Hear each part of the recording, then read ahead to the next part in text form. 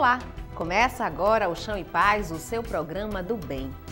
A paz é um desejo universal, mas a cada dia nos deparamos com exemplos de violência e injustiça social.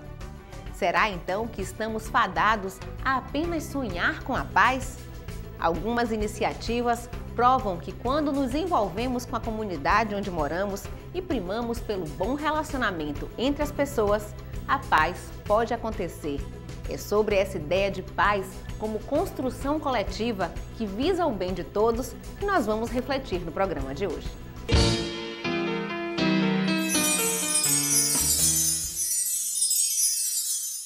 A paz não é um estado de tranquilidade e interiorização.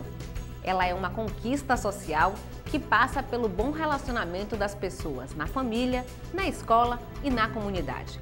O sonho de um mundo com mais paz passa necessariamente pelo envolvimento dos indivíduos com a cobrança de políticas públicas para os mais pobres e também a transformação das relações humanas.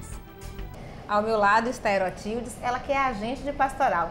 Já esteve na pastoral arquidiocesana do Menor e hoje continua o trabalho nas comunidades, né, Erotildes? Exatamente, Fernanda. Bem-vinda ao programa para a gente falar de um tema tão gostoso quanto a paz, não é?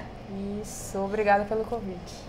E aí, me diz uma coisa, a gente normalmente costuma falar de paz quando tem um assassinato, quando tem uma coisa triste, que aí nós vestimos uma roupa branca, fazemos cartazes e vamos pra rua. Isso só é cultura de paz ou existe mais coisas por trás dessa ideia de uma cultura de paz? Existem coisas bem mais profundas, Fernanda, para a gente de fato promover essa cultura da paz. É verdade que nós somos educados, nós temos uma cultura, né, de imaginar a paz como algo individual, que eu me trabalho, eu consigo sozinho e eu estou em paz, estou no estado zen, né? Vamos meditar pela paz. Ajuda, né? Porque a ação parte do sujeito, o ser precisa ser de fato preparado. Mas pela experiência que nós temos e pelo que nós temos visto na nossa sociedade, de manifestações de violências, de atitudes violentas contra a vida do outro, contra a vida do ser humano, nós também podemos ver que a cultura da paz ela necessita de uma ação que é muito maior, que parte mais do coletivo do que um gesto individual, né? Que parte muito mais da ação, de tomada de atitudes do que de estar prostrado, parado, e consiste também muito mais, como você perguntou, de atitudes concretas, políticas, do que apenas o cartaz na mão, levantar a bandeira, morreu mais um menino, mais uma menina sumiu, então vamos para a rua porque temos a revolta, né? E depois daquela manifestação bastou o silêncio, mas o gesto da paz onde ficou, o resultado disso, o que favoreceu de fato, né? O que é que pode ter contribuído para que aquilo que aconteceu não possa ser reproduzido novamente, isso fica numa interrogação, sem resposta. E em que momentos então? Porque já me parece, pela sua fala, que é uma atividade diária, essa ideia de construção de paz, a ideia da construção de uma cultura de paz, é um laboratório dia a dia, de pouquinho em pouquinho. Onde é que a gente pode identificar, ver essa construção? Fernanda, olha, eu acredito que de fato é uma construção diária em que se dá dentro do seio da família, primeiramente, nas relações familiares, da forma como um casal se porta, se relaciona, na forma como este casal se relaciona com seu filho, do olhar com respeito também para aquele ser que já é um ser, porque olhando com respeito para ele vai aprender a olhar com respeito para os outros também. Então, parte dali, aquela criança na escola, na forma como ela vai se portar, da orientação que ela recebe de seus educadores, a relação dessa escola com a comunidade, a relação entre os vizinhos, né? Entre os amigos, entre as pessoas, vem para o poder público, as políticas públicas que são efetivadas, né, sendo efetivadas, não apenas construídas, não apenas sendo propostas, mas de fato concretizadas. Então, políticas para criança e adolescente, políticas para a juventude, políticas para o idoso sendo efetivadas. São gestos concretos que promovem essa paz. E são gestos, então, que quem está em casa também pode ter ou ajudar a cobrar. Exato, é papel de nós todos. A ação é coletiva, mas ela parte do indivíduo. É o indivíduo que anda e caminha ao encontro do outro, né? Para juntar junto com o outro, negociar, propor, por conhecer a realidade, por também estar sentindo a dificuldade, por também estar sendo violentado, né? É este indivíduo junto com o outro, né? Que pode cobrar, que pode ir ao encontro dos setores responsáveis, né? Que pode mobilizar os outros, que pode chamar um vizinho, que pode chamar um irmão, para juntos promover dentro da sua comunidade, no seu ambiente de trabalho, dentro do ônibus, nas relações com o outro, essa paz. O Levanta-te e Anda é um dos projetos que integra o Fórum de Entidades de Moradores de Rua de Salvador, que tem como meta lutar pela criação de políticas públicas para quem só encontrou moradia nas ruas. Mas, além de cobrar ações junto aos governos, a entidade, através de oficinas lúdicas e profissionalizantes, leva dignidade para as pessoas em situação de rua. Na Igreja de São Francisco de Paula, no bairro do Comércio, está instalado o projeto Levanta-te e Anda, uma iniciativa da Ação Social Arquidiocesana de Salvador. De segunda a sexta, das 13h30 às 17 horas, as portas da igreja são abertas para acolher a população de rua, que passa a tarde desenvolvendo atividades lúdico-pedagógicas. Primeiramente, eles chegam à questão dos documentos, né? Mas depois, com o contato, eles vão tendo confiança e a gente vai percebendo a real necessidade deles, né? É o caso da questão da recuperação, do processo de deixar as drogas, o desejo de sair das ruas, o contato novamente com a família. Então, a gente vai, cada um, tentando acompanhar a questão da saúde. Muitos estão com a saúde comprometida. São cerca de 40 pessoas atendidas por dia. E o projeto oferece o lanche da tarde, acompanhamento social e orientações sobre doenças sexualmente transmissíveis e tuberculose. Mas a principal tarefa do Levanta-te e Anda é a recuperação da autoestima dos moradores de rua, para que eles possam mudar a sua história de vida. Então, o Levanta-te e Anda incentiva a gente mesmo procurar se ajudar primeiro, para depois a gente ajudar o próximo. Depois do momento inicial, com as atividades lúdicas, os moradores são encaminhados para oficinas profissionalizantes, como a de culinária e pequenos reparos. Nesta segunda etapa, a ideia é qualificar as pessoas para a busca por um trabalho. Que não é uma galinha que vai esconder os pintos debaixo da asa, mas que justamente está cuidando deles, fortalecendo eles para que eles possam ter o protagonismo e fazer a sua caminhada separado. A equipe de profissionais do projeto é pequena, mas o carinho com que desenvolvem as atividades é o que encanta. São pessoas simples que dividem a experiência de vida com os moradores de rua. É um chamado de Deus na minha vida, né? Me colocar a serviço dos menores, né?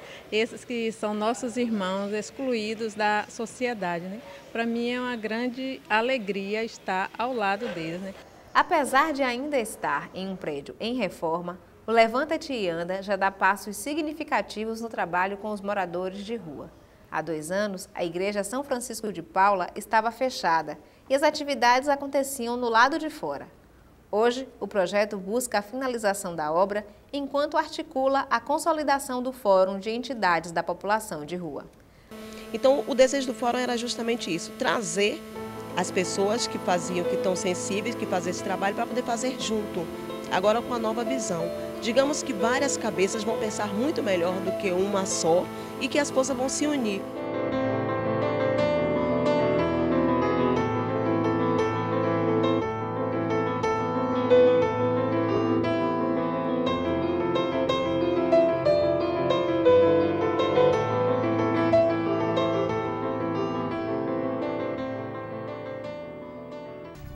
Uma sociedade dos anônimos, onde as pessoas a cada dia se isolam mais.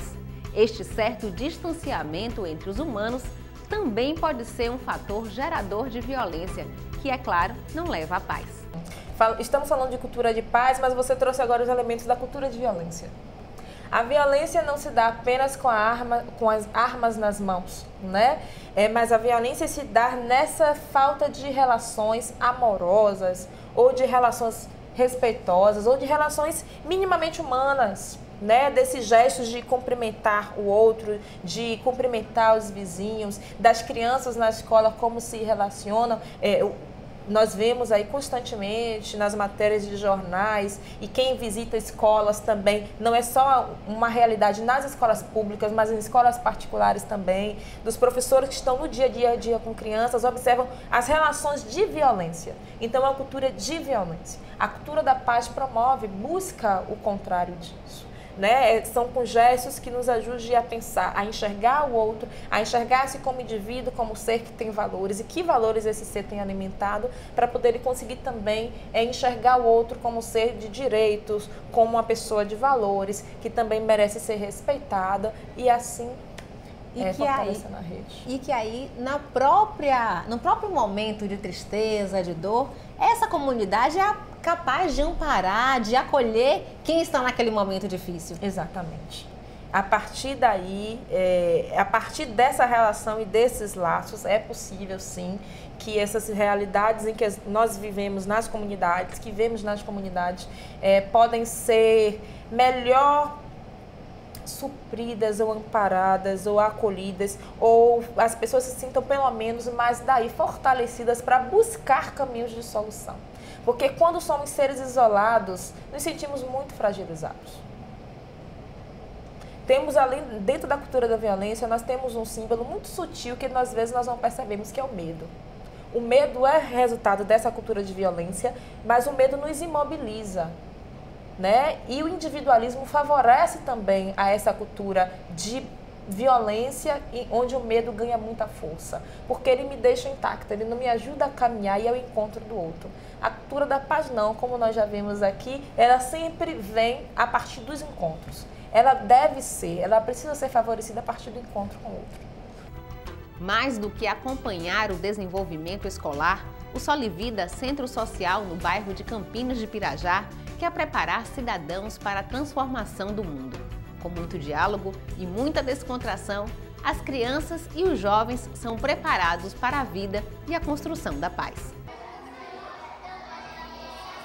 Brincadeiras e dinâmicas para completar a formação educacional de crianças e adolescentes do bairro de Campinas de Pirajá, periferia de Salvador. O foco do trabalho do Solivida é a formação humana e social dos atendidos. À primeira vista, o encontro parece apenas um momento de lazer, mas é desta maneira descontraída que os valores são trabalhados.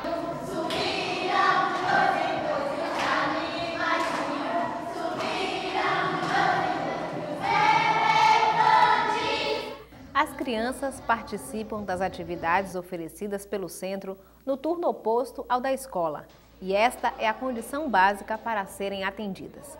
Mas as atividades escolares não são realizadas aqui. A ideia é que os alunos assumam a responsabilidade pelo bom desempenho escolar e encontrem neste espaço outras oportunidades que a escola não oferece. Nós procuramos desenvolver a criatividade de cada criança dentro do centro. A gente acredita na potencialidade dele e a gente procura mostrar a ele que isso existe dentro deles. Se com as crianças o tom é de brincadeira, com os adolescentes o encontro parece um bate-papo. Uma vez por semana, eles se reúnem para partilhar os anseios e as inquietações da juventude, mas sempre pensando na construção de um mundo mais digno para todos. Essa daqui deseja um mundo melhor. Aqui a gente faz um trabalho de formação humana para os adolescentes. E a nossa proposta é, a princípio, dar uma ocupação a ele no turno oposto da escola deles. Eles estudam em um turno, no outro turno eles estão aqui com a gente. Ao todo, são 100 crianças e jovens que frequentam o Solivida.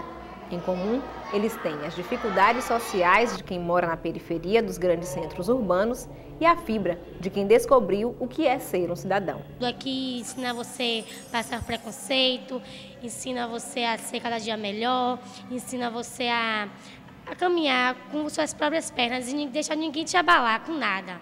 Aqui ensina tudo de bom pra gente. Os educadores também moram na comunidade, o que facilita o entendimento da situação social em que vivem os alunos e, ao mesmo tempo, favorece o envolvimento deles com as atividades do centro. A gente faz toda essa criatividade para manter eles aqui, porque lá fora a atração é muito grande, né? Para mim é um trabalho maravilhoso, porque eu não tive isso na minha infância, né? E hoje eu tenho 3 filhos, e se eu pudesse também estar podendo estar com esses filhos meus, desenvolvendo essa criatividade que eu vejo como eles conseguem, para mim ia ser maravilhoso.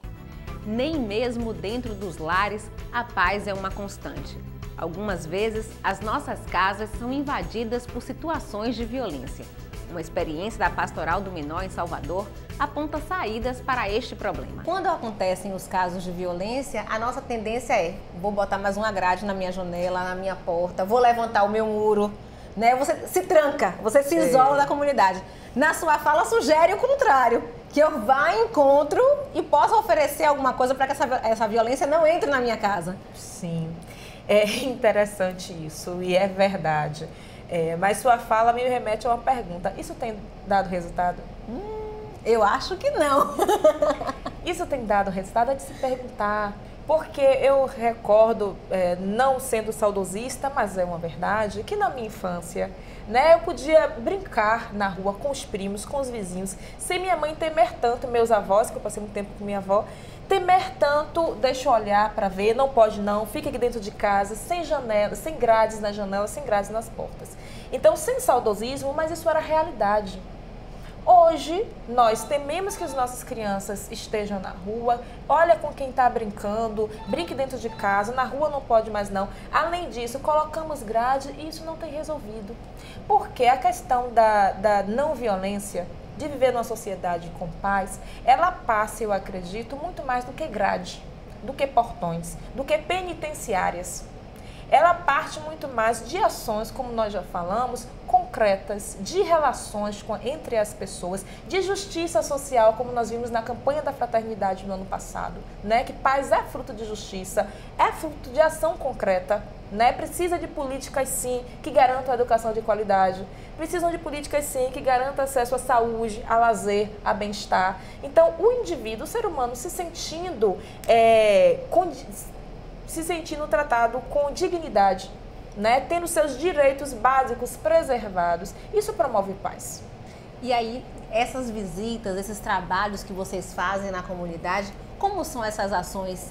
São ações que visam essa dignidade, a gente sabe. Mas dá alguns exemplos para as pessoas se inteirarem, de repente até apoiarem, embarcarem nessa história também. Isso é verdade. Assim, a Pastoral do Menor, já há alguns anos, desenvolveu um projeto e esse projeto foi trabalhado com os educadores que estão nas escolas comunitárias, que são as pessoas que estão no dia a dia com as crianças e com as famílias dessas crianças. Essa ação é o projeto Família em Cena, por exemplo, para poder demonstrar e falar de um gesto concreto de promoção da paz. O Família em Cena nasceu da necessidade de uma demanda que os educadores das escolas comunitárias percebiam de que não adiantava apenas cuidar, acolher aquela criança ali dentro do espaço comunitário, mas era necessário fazer um trabalho paralelo com os pais. Era necessário trabalhar a família de forma coletiva para que pudesse ter um resultado melhor nas relações, no desenvolvimento do menino, no desempenho. A família precisava ser trabalhada. E Família em Cena nasce disso. Família em Cena não é uma formação que diz vamos sentar pai e mãe, dar um apontamento, um questionário, responder e um dever de casa. Mas é uma formação que vem cuidar daquele sujeito, cuidar da família, é uma ação de cuidado. Por quê, Fernanda? A mulher, quando ela se torna mãe, ela não deixa de ser mulher. Ela continua tendo desejos, ela continua precisando que sua estima seja trabalhada, ela continua precisando ser cuidada. E muitas vezes ela abre mão de tudo isso pela necessidade de cuidar dos filhos, ou não só a necessidade de cuidar dos filhos, mas a vida de violência, do contexto de violência em que ela está inserida, né, faz com que ela se anule. Deixe de se olhar como ser que precisa ter amor próprio. E quando ela não consegue ter amor próprio, Fernanda, ela também não vai conseguir dar fruto. E então, essa criança que você falava da relação, né? Que a gente está falando anteriormente. Do conjunto, da família, de saber se relacionar ali do dia a dia. Exatamente. Com respeito, com a dignidade. Exatamente. Cuidando desse indivíduo, dessa ação com a família, com a criança, né? E saindo desse seio familiar, vai para o seio da rua da comunidade. Então, é aquele pai, é aquela mãe, é o vizinho que se reúne para poder buscar, propor melhorias para a qualidade de vida daquela comunidade. E partindo da comunidade, busca a relação com o poder público. E partindo do poder público, essa rede vai se ampliando. E quando a gente percebe ações tão pequenas como dizer para a mãe, você é bonita, você é um ser humano que tem estima, que precisa ser valorizada, que tem potencial, que é capaz, que promove lá na ponta uma ação de paz e de bem-estar para toda uma sociedade.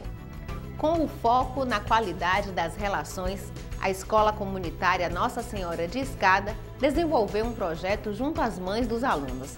A ideia é fortalecer a autoestima e incentivar as mulheres a se entenderem melhor. Quantos filhos você tem aqui? Me conta um pouquinho da sua história com a escola. Eu tenho 3 filhos. Tenho Ismael, que tem 11 anos, que cursa a 4ª série. Tem Israel, que tem 8 anos, que cursa a 3ª série. E tenho Ingrid, que é a caçula, que tem 5 anos e cursa o Jardim 2. Tenho 2, Rebeca Reis e Rodrigo. Eu tenho uma menina, Samanta Império. Meus filhos estão aqui desde do ano 2005. E eu vim junto com eles fazer um serviço voluntário aqui. Qual a importância dessa escola para a sua vida, para a vida dos teus filhos? Para mim, né, os filhos eu não vou nem dizer que foi importante, porque está sendo até hoje ainda, né? Aqui é uma escola diferente, porque as professoras daqui e a diretora, ela participa da nossa vida. É ótima, a importância não tem nem palavras, porque antes eu era assim, uma pessoa muito calada. Mas para mim foi, porque conheci as professoras, a gente dá muito bem. Esses projetos que teve aí para mim foi surpresa, porque a diretora disse que era reunião de pais e alunos.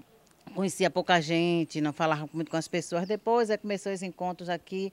Tem aqui a reunião que elas fazem aqui do Família em Cena, que é para a gente melhorar nossa autoestima, que é para a gente se valorizar. Aí pronto, encontro, aí eu começo a falar, eu comecei a falar, teve um curso do SESC aqui, aí eu entrei para o curso também de artesanato. Para aprender a nos amar, para a gente amar nossos filhos também. Aí pronto, fui me desenvolvendo, isso eu fui largando, fui ficando conversadeira. Não me separei da escola, eu estou sempre aqui ajudando, estou sempre olhando as crianças, projeto eu estou dentro. Para minha filha, estar aqui é ótimo, porque ela gosta da escola, quer participar de tudo da escola, eu também gosto de participar de tudo da escola. Hoje em dia eu me sinto bem por estar aqui, minha autoestima aumentou muito. Adoro, eu gosto muito dessa escola. Porque eu só andava enfiada dentro de casa, trancada, me sentia só. Hoje não, hoje eu me sinto importante por estar fazendo um serviço voluntário na escola. E como é que fica um coração de mãe sabendo que o menino está assim, sendo bem cuidado, acompanhado, para que ele possa ter um futuro melhor também? Para mim é ótimo, ficar tranquilo, porque a gente sabe que sai, deixa aqui, eu mesmo deixo ela aqui de manhã, vou para um curso em outro lugar, aí já fico tranquila, porque eu sei que vai estar alimentado. Você nem imagina como fica meu coração. Coração de mãe, já sabe como é que fica, né? Contente, feliz. Eu digo comum porque aqui é uma escola super especial, né? A escola comum, você chega lá, bota seu filho, se o menino quiser sair, tem professores que nem ligam. Porque eu sou uma mãe coruja, entendeu? Eu sou uma mãe coruja, eu aqui nessa escola. E vejo também que meus filhos se sentem felizes aqui. Tudo aqui, essas reuniões, essas brincadeiras, os projetos, os passeios que ali a escola faz, uma maravilha. Eu não me valorizava como mulher, como mãe e como esposa. E hoje não, hoje eu me valorizo, porque eu sei que eu sou importante para meus filhos, para mim e para o meu esposo.